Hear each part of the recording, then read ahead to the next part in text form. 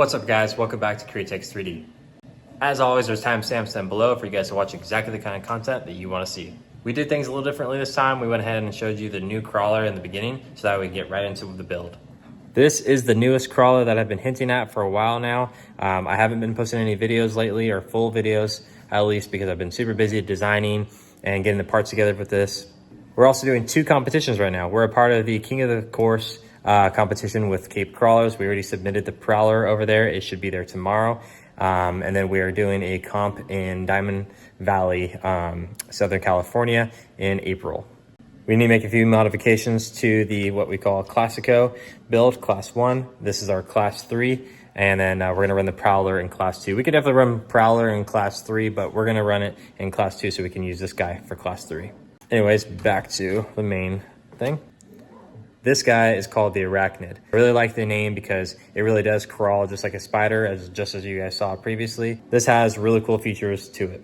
The Arachnid is actually the first of its kind. This is a Class 3 build specifically, and it has a carrier bearing setup right up in here. The carrier bearing setup gives a lot of clearance here, just as you saw in some of the videos. Also running rear steer. Now, you may be asking yourself, Sid, how is this the first of its kind? You know, we've seen carrier bearing before. Maybe some of you guys have at least. We've seen rear steer before. How is it the first of its kind?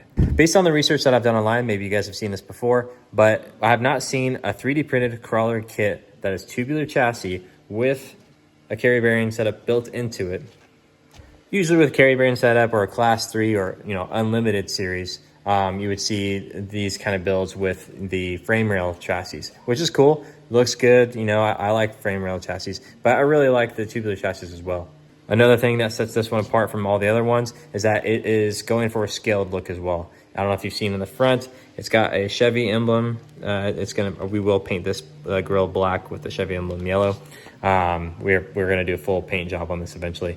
It's kind of hard to tell right now, but it has the contours from Square Body on here as well.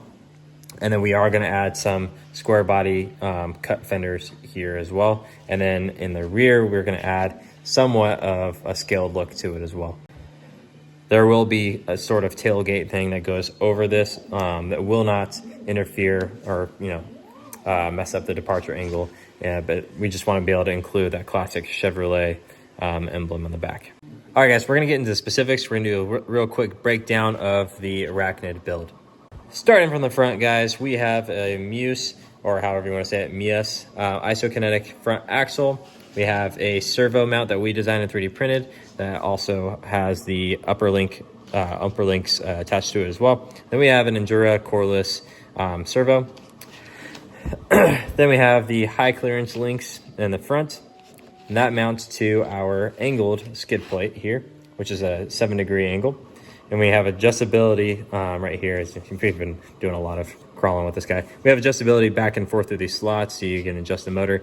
We're using the Endura Fatboy motor with the Endura transmission. Because of that, we don't have as much room. We're really tight up in the front.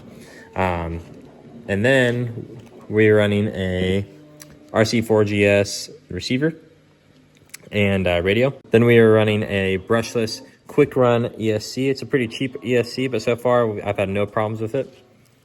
Oh, and in the front, we're using an Endura metal drive shaft from a Deadbolt build.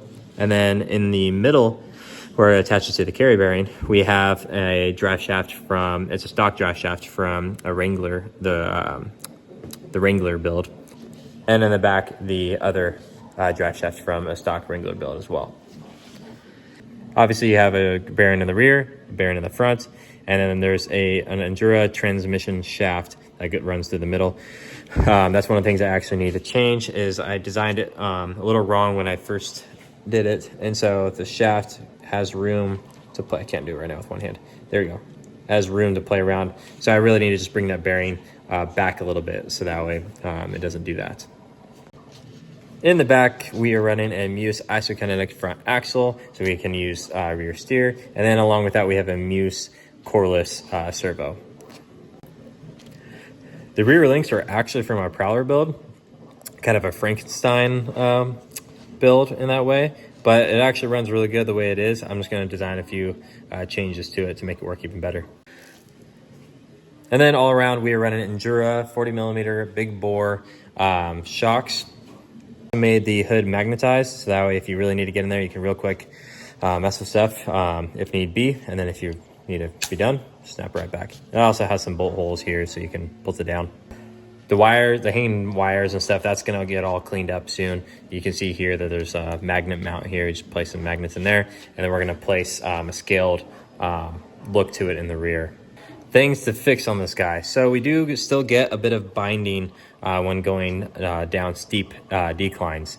Here, let me see if I can show you. Down in there, the drive shaft is it's all tight in the front. So when the drive shaft goes up with the axle, it actually rubs against the motor right there, just barely. So then you get a little bit of binding, not just because of that, but also just the angle of the drive shaft. It's just not great. So we will extend that out a little bit. Actually, what I'm thinking of doing first is I'm gonna raise the motor just a slight bit. I said I've got to be a little bit higher, but it performs really good the way it is already. Oh, I forgot to tell you guys, we're also sponsoring the Diamond Valley competition here in April. So whoever wins the Class 1, we're donating a whole Class 1 chassis and body kit. And then we're gonna be donating the Prowler kit as a Class 2. And in Class 3, we're also gonna be donating the Prowler because the Prowler can run Class 2 and 3. We're not going to be donating this one yet, even though this is going to be our official Class 3 in the future, just because I want to iron a few things out and I'm just not quite ready yet to release it to the public. In the future, I do actually have an idea for placing the battery in the front. It'll be a lot different than how people do it nowadays. They do the BOI mount where it holds the servo to the side a little bit more, and then it holds the battery on the axle. I'm not a huge fan of how that looks. I know, it helps people perform better, but I'm not a huge fan of how it looks. So I am going to be designing a new way. I have an idea of a new way to put the battery in the front, and it's going to be really big. I'm really excited to share with you, but just not quite yet. All right, guys, that's a wrap. Thank you guys for watching this video. Thank you for being subscribed. If you're not subscribed yet and you like what you saw, go ahead and hit that subscribe button, hit that like button as well. There's a lot more to come. This is going to be an awesome build. I'm just excited. It'll be my first comp. You guys have a blessed night, and I'll see you guys next time.